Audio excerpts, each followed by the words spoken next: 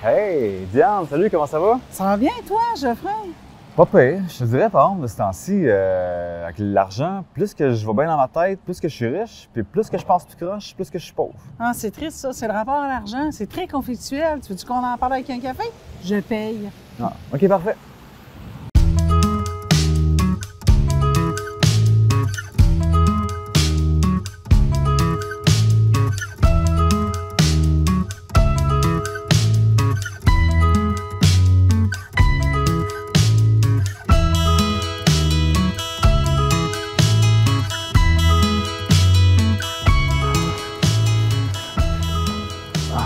Bon, hey Diane, merci beaucoup pour cette petite invitation. Ça me fait plaisir que tu aies payé le café. Fait que, qu'est-ce que tu me disais dehors, là? C'est comme si j'avais un défaut de fabrication financier, c'est ça? Oui, je pense que tu es mal guéri, ces temps-ci. Mais il faut pas que tu t'en fasses parce que la société a une problématique avec l'argent. Tu le trouves-tu? Tu l'embarques-tu dans ton environnement, les gens proches de toi? Le rapport à l'argent, comment, dernièrement, c'est rendu? C'est vraiment une dichotomie. D'un bord, on la veut, on l'aime, puis d'un autre bord, c'est tellement laid, on ne veut pas s'associer à ces valeurs-là. Puis on est tellement tiraillant entre les deux. Ça fait ça dans ton monde. Moi, dans le mien, ça le fait. Ben, on a tout le goût d'en avoir en même temps qu'on veut. On sait que le capitalisme, c'est ça qui détruit la planète. Moi, en tout cas, c'est comme une love and hate relationship, là, de haine et amour, parce qu'il faut comme survivre en société. En même temps que l'argent, c'est ça qui a terrassé l'être humain depuis des centaines d'années. Oui, on a oublié un peu, tu sais, ça a commencé, dans le fond, l'argent est venu au monde avec le troc. Puis il fallait, soit l'argent a servi, ça avait bien du bon sens, comptabiliser, épargner, compter. On avait besoin de quelque chose de significatif qui dit, ben OK, si on échange des pommes, moi, m'échanger des pommes, tu m'échanges une peau contre des pommes, ça va m'en prendre des pommes à charrier. Fait que si on marchait avec des coquillages, des trucs, c'était génial, on pouvait faire du troc. Puis après, je pouvais accumuler mes coquillages, hey, yes, je fais de l'épargne. Mais à un moment donné, c'est devenu malsain parce c'est devenu la religion, la valeur. C'est plus la chose derrière qu'on marchandise, mais c'est l'argent tel quel. On ne veut plus accumuler des pommes parce qu'on a faim. On veut accumuler de l'argent. Dans quel but? L'argent. C'est là qu'on est d'un petit travers d'esprit qu'on est mal fait. Là, le rapport à l'argent, à l'abondance, c'est relié à ce qu'il y a en dedans ici, j'imagine? Oui. Bien, l'être humain est fait pour faire des tonnes de noisettes, tu sais. Il y a certains, dans les cultures, dans les pays, il y a des places, c'est un petit peu moins imprégné. Tu sais, tu vis dans un pays chaud, tes tas de noisettes, on recule il y a 2000 ans, t'es chasseurs-cueilleurs, il va en avoir des bananes demain. Mais tu vois, en Sibérie, les bananes, il n'y en a pas gros, puis les fruits frais, il faut t'accumuler. Fait que c'est sûr qu'on a un besoin d'instinct d'accumuler. C'est vraiment, c'est la survie humaine qui a, après ça, découlé dans l'appât du gain viscéral, qui est devenu de façon dévastatrice après ça. Oui. Puis c'est parti aussi notre façon, nos croyances avec la religion, notre philosophie. Tu sais, du côté communautaire, société, qu'on est une gang, une tribu à avoir besoin de choses, versus moi, l'individualiste qui est arrivé, qui a dit non, non, moi j'ai besoin, moi mon besoin.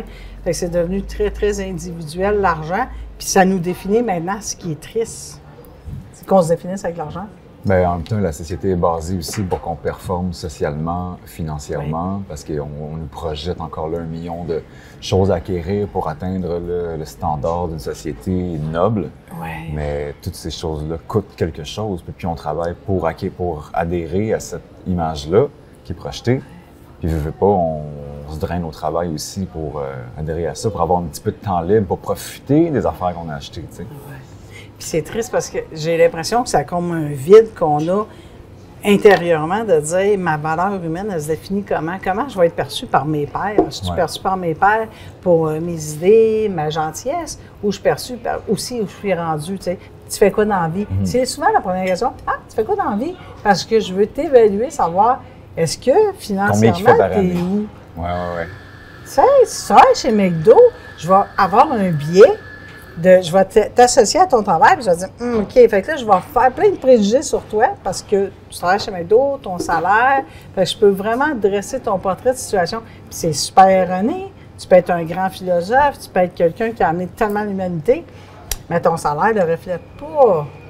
C'est moche un petit peu, hein? Ouais. C'est très moche. Il m'est arrivé une expérience de voyage avec ça, où quand je dormais sur la plage à Barcelone, chose à ne pas faire à la maison. Je me suis fait voler toutes mes affaires. Une nuit, ma guitare, mon sac à dos, j'avais ma pochette avec mon attirail de voyageur. Puis en une nuit, ça a tout disparu, tu sais. Puis j'ai vraiment perçu que la vie, elle me disait, dépend pas de ton style, de ton look, de ton matériel. Parce que je commençais à avoir un kit de voyage hot, là, tu sais, j'avais l'air d'un guerrier de la rue, voyageur. Puis elle dit, dépend de ce que tu as en dedans dans ton cœur, ta vaillance, ton courage, ta vertu, tes vertus, ton T'avais comme perdu humanité. ton identité visible. Ben, je l'avais pas perdu, mais j'avais renforcé. J'ai dit, je vais avoir l'air d'un voyageur cool. Puis il me dit, non, check, fais pas comme tout le monde. Travaille en dedans, qu'est-ce que t'as. Puis il me restait mon passeport dans ma poche pour voyager. Je me dis, t'as ta liberté, t'as ton cœur, t'as l'opportunité de découvrir le monde, l'inconnu. D'agir en être humain. Ouais, Bref, exactement. Dépend de ton humanité pour faire ton chemin. Parce que tu peux être une personne extrêmement riche, mais si t'as pas de valeur, si t'as pas de savoir-être, tu vas aller nulle part. Moi, j'avais pas grand-chose financièrement, mais j'étais toujours intéressé, toujours curieux à l'autre. Puis les gens me donnaient à manger, je faisais du pouce, les gens ils m'invitaient chez eux parce que j'étais bien intentionné envers l'humanité. Puis c'était ça ma monnaie d'échange. Je racontais des histoires, puis je procurais, j'imagine, aux gens un sentiment de hey, wow, l'humanité. T'étais le gars exotique qui ne dealait pas avec le cash, qui était simple, vrai. Ouais. Fait que le monde a fait wow, c'est bien le fun, viens, on va jaser. C'est ça. C'était ma richesse. Mais ça a dû quand même te déboussoler de perdre tes valeurs monétaires parce que c'est quand même, tu perds ton appareil photo, tu perds tes trucs, tu perds ton sac. T'as-tu. Non, j'ai eu aucun c'est sentiment. bien? Je te dirais que le feeling que j'ai eu le matin, il me restait juste mon sac de couchage dans lequel je dormais, que j'ai mis dans un sac poubelle, comme un baluchon, là. Rémi, là, comme sans famille. Puis je me sentais libre. Ouais. Je me sentais, hey, je transporte rien, j'ai pas mon sac à dos lourd sur le dos, j'ai juste moi-même. Puis, pas d'inquiétude. Ouais. Puis ce feeling-là, j'ai dû y avoir goûté, le sentiment d'avoir plus rien. Ouais, t'es le petit poisson qui va à contre-courant, malheureusement. Parce que je pense que l'argent, à cette heure, planétairement, on est contaminé. Tu sais, même les pays communistes se remettent en question. Les gens qui étaient socialistes au départ, sont en train de se transformer parce que la reconnaissance de notre être passe par qu'est-ce que tu as, qu'est-ce que tu chauffes, c'est quoi ton auto, c'est quoi ta maison, c'est quoi ton linge. On a des marqueurs d'identité avec nos bijoux, avec nos trucs qui coûtent de l'argent, malheureusement. C'est triste, un petit peu. Ouais. C'est sûr que le rêve américain, à travers les médias, la télé, la publicité, les films, n'en veut pas dans un pays où tu veux un peu formater une population à penser tout pareil. Et si tu envoies des échos de ce qui se passe ailleurs dans le monde, puis le statut, la richesse que tu peux acquérir, c'est sûr que à un moment donné, de manger du riz à tous les jours, puis de faire toute la même affaire, tu commences à te rendre compte que peut-être une illusion là-dedans, puis qu'ailleurs, ils vivent un peu mieux, tu sais. Oui, puis que tu pourrais acquérir des choses. Mais malheureusement, c'est qu'on n'arrête pas nos besoins primaires, parce qu'il avait fait une étude, c'était au Bhouta, je crois. Il faudrait que tu vérifies. Mes sources ne sont pas toujours sûres. L'indice de bonheur ne se traduisait pas par l'indice de richesse de produits bruts, mais par le bonheur. L'argent, ils ont réalisé avec des études que l'argent, un certain degré, tu ne seras pas plus heureux. Tu vas plafonner. C'est sûr que l'argent va t'empêcher tous tes stress de vie, tu sais, manger, dormir, ou, tu sais, c'est plate, pas savoir ce qui se passe dans ta vie, là. Mais après, tout le reste, ça devient aussi une source de stress. Mais qui le croit et qui veut le croire, tu sais.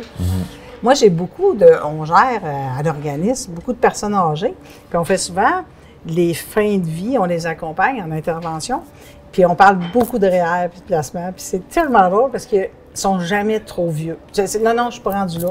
Non, je suis pas rendu là. Ils veulent pas toucher à leur REER. C'est vraiment leur tas de noisettes qu'ils ont accumulé, puis ils ont une obsession, mais dure, là. C'est leur argent. Ils vont se priver de loisirs, de linge, de trucs pour pas toucher à l'accumulation qu'ils ont produit. Là, tu fais « My God! » Fait que l'argent devient l'argent. J'aime l'argent pour aimer l'argent. C'est plus pour ce qu'elle va me procurer. C'est fini. Ouais. C'est triste un peu. Être une personne, bien, c'est être aussi un signe de pièce. On n'a pas le choix. On est dans une société capitaliste, puis on avance à grands pas, puis on essaie de la retenir, puis on fait « Oh my God! » Pourtant, nos héros, tu sais, c'est Harry Potter qui est simple. C'est tous des gens, quand tu regardes la télé, ce qui nous pousse dans la tête, c'est tous des anti-héros, nos héros. C'est pas lui qui fait beaucoup d'argent dans les films qu'on aime. C'est Aladdin, c'est le va-nu-pied qu'on fait « Oh wow, quelle belle valeur morale! » C'est mon préféré, Aladdin. On les aime, hein? C'est ça. Mais dans notre vie de tous les jours, bien, c'est pas ça qu'on applique. Mais à la télé, c'est comme, ah, wow, quel beau personnage. Puis le riche, c'est souvent le méchant. Souvent, lui qui a la grosse compagnie, 30 étages, là, on fait, ah, il est méchant. Mais dans la vie de tous les jours, wow. C'est très paradoxal, mettons. C'est vrai, hein? On a vraiment une difficulté à le vivre, cet argent-là, puis d'en parler. Souvent, on a des discussions. Moi, je suis dans le communautaire, on a des grilles salariales, on jase des fois. À savoir le salaire d'une directrice, là, c'est pas faisable. C'est super dur. Je dis, ouais, mais s'il vous plaît, aidez-moi les filles, il faut qu'on soit équitable envers la société, là. Ah, personne n'ose dire les salaires. C'est compliqué. Puis les offres d'emploi, je ne sais pas si tu as remarqué, on nomme plus. Non, à discuter selon expérience. À discuter. Dis-le donc, comment tu payes. Ouais. C'est un peu étrange. C'est une fois rendu à l'embauche qui te demande combien tu penses que tu veux gagner. Puis moi, je trouve ça tricky, pas mal, ça. C'est vrai que... Le rapport à l'argent est drôle, puis des rencontres sociales. Les gens, puis tu gagnes bien ta vie. Oh, ben entre. Ouais. On est tellement mal à l'aise, mais pourtant, on va parler de sexualité, d'une ouverture folle. Puis je me dis, la pudeur, moi, je la mettrais plus sur ma sexualité que sur mon revenu. Mais en tout cas, le monde a évolué. C'est vraiment une identité qu'on se construit. Je ne sais pas si ça va avec l'estime de soi, mais je pense que ça la touche beaucoup. On a envie d'envoyer une représentation de nous autres. Moi, j'ai trippé sur les Jeeps. Là, j'en voulais un. Puis là, je me disais, Diane, arrête, travaille sur toi. Là. Tu veux t'en projeter une représentation de toi. Ça va te coûter une petite fortune parce qu'elles sont chères. Puis là, je me dis, dans quoi je m'embarque? Là? C'est quoi mon manque? Bien, c'est mon identité. Je sentais que je ne projetais pas ce que je voulais projeter. Puis là, je me disais, hey, c'est mon ego, ça. L'argent nous touche beaucoup là-dessus. C'est un peu dommage. Fait que vive les Corvettes, les gros Hammer, les Tesla de ce monde, là, c'est ça. Oui, mais c'est sûr que comme tout ce qu'on projette à l'extérieur, il y a cette richesse-là qui est vraiment, comme on parlait dernièrement, là, qu'on peut regarder une personne puis tout voir d'où est-ce qu'elle vient, qui elle est, elle travaille où. Oui, elle fait quoi, apporte quoi, ses vêtements, les griffes, pourquoi qu'on aime tellement les vêtements griffés. Ouais. Mais c'est triste quand tu dis que tu te réduis à porter une marque pour te faire aimer, accepter, puis prendre position dans la société. C'est correct, c'est un peu tribal, là. C'est comme le chef qui porte trop de plumes puis qui dit « Hey, moi, je suis chef, j'ai plein de plumes. » Mais là, nous autres, on est rendu, j'ai beaucoup d'Adidas, de North Face, fait que c'est moi le chef. C'est triste parce qu'on est des humains, on devrait tellement se gager, se jauger d'une autre façon que le salaire. Tu sais, moi, à travers mes voyages, les expériences que j'ai eues, justement, j'ai essayé de me déconstruire de tout ça. J'ai essayé de me défaire des dogmes programmés de la société par rapport à la télé, puis justement de plus dépendre de rien de tout ça, puis de me sortir. Puis essayer après ça, quand je fais des interventions auprès de la jeunesse, c'est de leur montrer ça, qu'il y a des pièges sociétals partout qui formatent la pensée à comme performer, à être ci ou ça, pour essayer qu'ils fassent en sorte que hey, ça, c'est pas naturel. Non, c'est pas verbal. Si tu juges un ami parce qu'il n'y a pas le nouveau chandail à la mode, ben ça, c'est parce que c'est quelque chose qui ont rentré en toi, tu sais, de pas dépendre de tes interactions par le style, mais par le cœur de la personne. Je montre vraiment comme développer le cœur qui est vraiment la richesse. Ton principal compte en banque, c'est le nombre de sourires que tu peux offrir autour de toi. Tes valeurs humaines. Mais le monde est plus savoir, il conjugue plus avoir que être, malheureusement. Le verbe être, oublie ça, c'est pas conjugué. Puis même dans les personnes qui militent beaucoup vers dire, hey, on va essayer d'aplanir tout ça, bien, on rend compte que quand tu veux manger local, être plus terre à terre, bien, tout coûte cher. Tu fais, hey, ça a un non-sens, je capote. Tu sais, achète local. Bien oui, mais local, c'est 15 fois plus cher. Oui, mais il faut bien que je paye mon monde, je comprends plus. Tu sais, notre fromage ici est plus cher que le fromage qui vient le vin est plus cher ici. Il prend l'avion, le vin de France, puis il est bon, là. Il savent faire du vin, ça fait une couple de centaines d'années. Non, le nôtre est plus cher parce qu'il est local. Puis là, je fais, on parle des deux côtés de la bouche, tu sais, on va être local, communautaire, puis de l'autre côté, on est mercantile, on aime l'argent, on veut en faire du cash. Ouais, notre terroir vaut cher, nos confitures valent cher. Ça, c'est des accords commerciaux dans les hautes instances politiques qui mènent les règles du jeu par rapport à ça, puis qui est fait un peu en sorte que les choses coûtent ce prix-là, tu sais. On pourrait se doter d'un système plus centralisé, plus local, mais il y a tellement eu des accords signés à huis clos que finalement, on n'a pas le contrôle là-dessus. Puis c'est des vieilles taxes frontalières. Puis on se laisse happer par ça aussi. Je pense qu'il y a beaucoup de petits commerçants, de gens qui estiment leur valeur différemment. J'ai un petit peu de difficulté avec, c'est ça, la gestion de qu'est-ce qui vaut quoi du terroir, du local. Bien, il n'y a pas de transport. Ouais, mais ça coûte plus cher, les salaires, c'est pas fait en Chine. Ouais, mais en Europe, ils en font, puis ils sont payés en euros, là. Ouais. Tu sais, mais on a un débalancement de notre propre valeur face à l'argent, puis c'est toujours l'argent qui revient. Puis comme tu disais, qu'est-ce qui se marchande? À ce temps, tout se marchande. Ça, c'est triste, hein? Oui, on vend tout. Tout. Je me souviens, moi, des fois, quand j'étais en voyage, je me fais accoster par quelqu'un. Ah, mon ami, tu cherches quelque chose? Ah, oui, les pyramides d'Égypte, c'est où, là? Ah, viens, je te montre. Là, tu viens de où? Après 5 minutes, et voilà, c'est par là-bas. 10 $. Je suis comme, ben là, moi, j'avais pas nécessairement besoin de ton aide, mais pour lui, c'est il voit un touriste, il a besoin d'éducation, ça se paye. Ça se paye, tout ce marchand. Tu sais, j'étais comme, donc, moi, j'étais juste cordialement une rencontre. C'était le fun, puis, non, c'est comment? Ben là, c'est plate, tu sais. Je pensais faire une rencontre humaine, là. Puis là, tu viens de casser mon boss, ouais. T'as-tu aimé tes pyramides? Encore là, par rapport à l'argent, tu vois, en voyage, j'étais tellement des fois contraint que j'avais un peu de sous, puis je me gardais pour moi, c'est chaque dollar dépensé était 1 kilomètre de moins sur la route. Ouais. Je me le gardais, mon argent, parce que je voulais aller le plus loin possible. Fait que, parce que je voulais aller au bout du monde. Je voulais aller au bout du monde, tu sais. Oui. Puis les pyramides, c'en est un. Je me suis pas payé le trip d'aller en dedans. Okay. Alors que quand est-ce que je vais y retourner, tu sais, le 50$ US que j'aurais pu dépenser pour aller voir en dedans, qui est comme un souvenir mémorable. Je l'ai pas fait par souci financier, tu sais. Parce que de dire, je suis contraint. Ouais. Puis je me suis retenu beaucoup dans ces choses au lieu de profiter de la vie pour le moment. Ouais. Parce que j'avais une pensée très survie à long terme. Faut faire un équilibre, faut savoir se faire plaisir, en même temps savoir se préserver, tu sais. Ouais, de choisir ses priorités avec l'argent. C'est quoi nos priorités avec l'argent, puis à quoi qu'elle sert? Exact. C'est vraiment de dire l'argent, ce n'est pas quelque chose que je peux aimer comme un chandail, une table ou un outil. L'argent, c'est un véhicule qui m'amène quelque chose.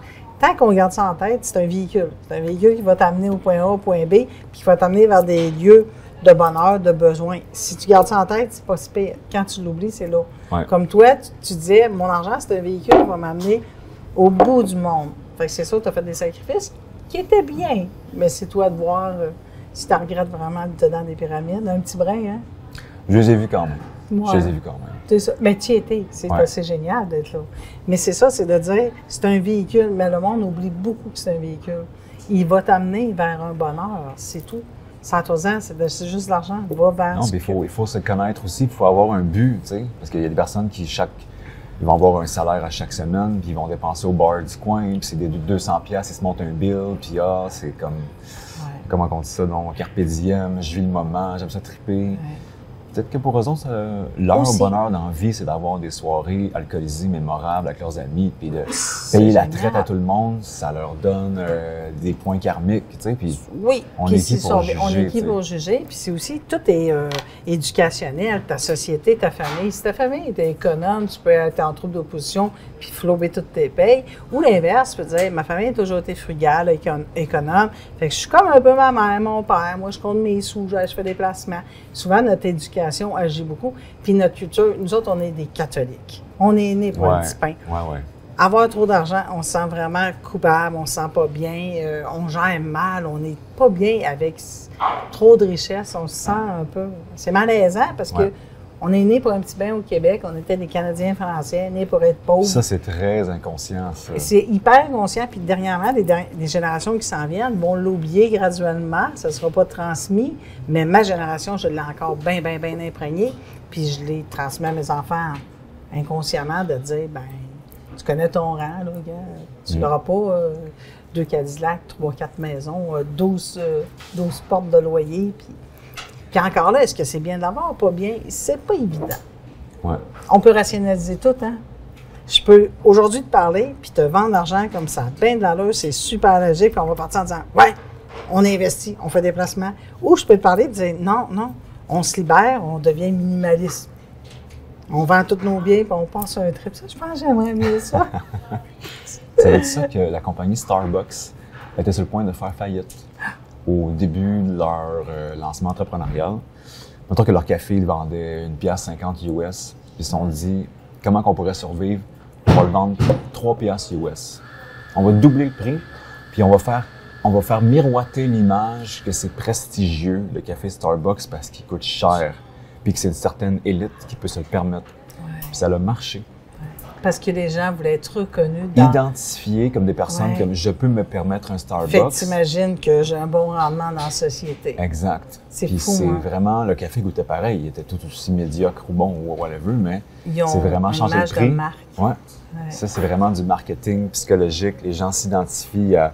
C'est pareil, on paye cher quelque chose, je l'ai payé tant, puis ça amène un petit crunchy en dedans, tu sais. C'est-à-dire que genre, je peux me permettre ça. Le même produit serait au même prix ailleurs, mais tel magasin à tel prix, voilà ce qui me représente et qui me donne mon statut. Oui, une valeur un plus à ta personnalité. Mais c'est triste parce que c'est tellement superficiel. Ouais. Puis on s'en va vers un déclin de la planète parce qu'on surconsomme. Puis là, on se dit, mais on s'embarque dans quoi? Tu sais, on se compte beaucoup de menteries, là, collectivement. Là. On est des millions de personnes à se créer des menteries, des scénarios de merde. Puis on se dit, ben non, ça marche encore. Si t'as une sacoche Gucci, ben t'as de la loose. Si t'as une Rolex, on est un peu débile encore là-dessus. Là. Ben, c'est surtout, là, il y a tout le greenwashing aussi qu'on veut faire croire que les petites actions comptent, que là, la planète va changer parce qu'on amène notre sac recyclable à l'épicerie, c'est bien, tu sais. Mais il y a c'est de comprendre les rouages de la société dans laquelle on est capitaliste, puis que tout ce qu'on achète a un impact quelque part à l'autre bout de la planète. Ouais. Puis que tout découle de ça, puis de comprendre que c'est correct individuellement de faire quelque chose, mais il y a un énorme piège global qu'il faut juste être conscient. Il ne faut pas se sentir coupable d'acheter quoi que ce soit, mais juste d'être conscient des règles du jeu quand tu y joues, tu sais. Oui. Parce que sinon, c'est se mettre la tête dans le sable puis de ne pas voir la réalité en face. Puis les règles du jeu, c'est triste. Ça fait comme Starbucks qui dit, ben si t'achètes mon café, t'es quelqu'un de prestige. Puis là, il y a la petite compagnie qui dit, ben moi, je vais pogner l'élite green qui va dire, ma confiture est 15$, ben elle est locale. Fait que là, j'ai pogné aussi. Fait que là, on veut s'acheter une conscience. On débourse beaucoup trop pour un produit qui pourrait être moins cher puisqu'on produit des fraises au Québec. On est vraiment dans un... C'est le serpent qui se mange la queue, puis on ne sait plus comment sortir de cette problématique-là. Ouais. Mais on n'aura pas le choix de faire face à quelque chose bientôt parce qu'on sait que la planète se porte mal avec ce régime capitaliste-là. C'est dommage parce qu'on tape encore sur les pays communistes, les pays socialistes. On les voit, comme tu me disais tantôt, on les voit comme des démons, comme quelque chose de vraiment laid. On les observe étrangement. Puis il ne faut pas toucher au capitalisme parce que c'est le droit de faire de l'argent. Les États-Unis ont prôné ça, la liberté de vas-y, fais de l'argent, réussis, c'est merveilleux, t'es un champion. Ouais. Prospérer, mais à quel prix, à quel coût, tu sais. En psychologie, c'est moi que tu dois savoir que l'avarice est le plus grand mot de l'être humain. C'est ça qui a comme... ben, tu sais, le mal-être, la violence, la tristesse intérieure créent des comportements extérieurs qui vont être avares, qui vont être violents ou méchants. Tu sais, tout dépend de la relation avec la personne. Un enfant qui a été blessé à l'âge enfant, étant plus grand, va traîner ça en dedans, puis ça va se répercuter en actions malsaines, en pensées malsaines, pouvoir de vouloir dominer parce que la survie a fait en sorte que plus jamais personne va m'exploiter, va me faire mal. Je vais être on top of everything. Je vais être le roi de la montagne. Puis, tu sais, ça, c'est toutes des choses qu'on nous apprend pas vraiment, qu'on parle pas souvent, de regarder l'être humain en pleine face et de dire qu'est-ce qui corrompt la planète. Oui, la genèse, là, repartir de qu'est-ce qui a provoqué ça, pourquoi qu'on est comme ça. C'est des blessures d'enfance qui sont après ça, qui ont grandi, qui sont juste exacerbées. Puis l'avarice. Puis le capitalisme à outrance découle de ça, tu sais. Bien, c'est un fléau, c'est la planète au complet, là. Il y en a des guerres, puis c'est toutes des guerres d'argent. On s'entend que les guerres, c'est pas « Hey, tu m'as fait tuer un petit peu, fait que je vais aller envahir ton pays demain. » Non, non, il y a des ressources dans l'autre pays, c'est pour ça qu'on envahit, c'est pour ça qu'on prend contrôle. Fait que tout le monde s'est développé sur le principe d'acquisition, de possession. Tu sais, les monarchies à l'époque des rois, là, c'était à l'outrance, c'était vraiment dégueulasse. C'était quelque chose, hein? C'est du territoire, des ressources, comme tu dis, des richesses minières, aurifères, forestières. Oui. Ça a toujours été ça. Bref, pour avoir l'argent, là, on a quand même fait un pas de géant parce que depuis 1965, les femmes ont le droit de gérer leur argent, mais avant, on n'avait pas le droit. T'imagines? Hier, on n'avait pas le droit d'avoir un compte de banque, puis Puis depuis 1965, ben, on a le droit d'avoir un compte de banque. Fait qu'on a fait un petit pas, on va en faire un deuxième, puis peut-être qu'un jour, ben, l'humanité va partager équitablement. Bon, ben, on a une chin à une ristourne mondiale. Une ristourne mondiale? Yes! Tu serais le fun à une ristourne? On aimerait ça.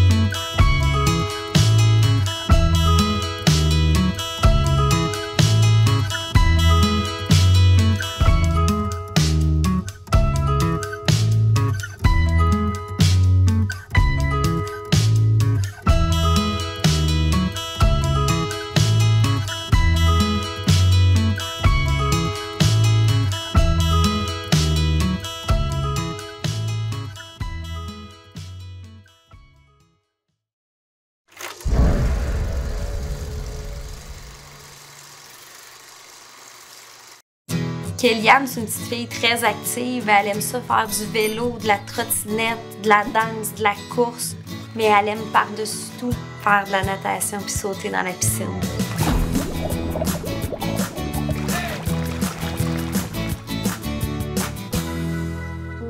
À l'échographie de 14 semaines, j'ai appris que Kéliane, elle aurait une main amputée. Puis, au moment d'une autre échographie à 21 semaines, j'ai su que finalement, il y avait sa jambe qui était partiellement amputée aussi à gauche. Quand on vit en région, on voit pas beaucoup de gens qui ont des amputations. On sait pas trop qu'est-ce qui existe, qu'est-ce qu'on peut faire, qu'est-ce qu'on peut pas faire. Fait que ça s'est comme fait naturellement après l'acceptation de l'annonce. L'Association des amputés de guerre est embarquée tout de suite avec le contact avec les autres familles, de voir qu'on n'était pas toutes seules au monde. J'aime aller au séminaire parce que je retrouve mes amis qui sont amputés comme moi. L'Association des amputés de guerre est là pour nous soutenir comme parents, est là pour soutenir nos enfants. Ça nous permet d'avoir une deuxième famille où on peut se retrouver des gens qui vivent la même situation que nous. C'est un cadeau inestimable. C'est très amusant de faire du vélo. Maintenant que j'ai ma prothèse, je peux le faire toute seule. Grâce à la générosité du public, nos enfants ont les adaptations nécessaires qui leur permettent de pouvoir faire du vélo, de la natation, toutes les activités auxquelles ils peuvent penser. La jambe d'eau permet à Kéliane de pouvoir prendre son bain et sa douche de façon sécuritaire. Ça lui permet aussi de marcher dans le sable, ce qu'elle aime beaucoup faire, et, bien important dans sa vie, des fameuses gougounes. Si l'Association des amputés de guerre n'était pas dans nos vies, il y a plein de choses que nos enfants ne pourraient pas faire. Merci de permettre à ma fille et aux autres enfants amputés de pouvoir s'accomplir puis avoir une vraie vie d'enfant.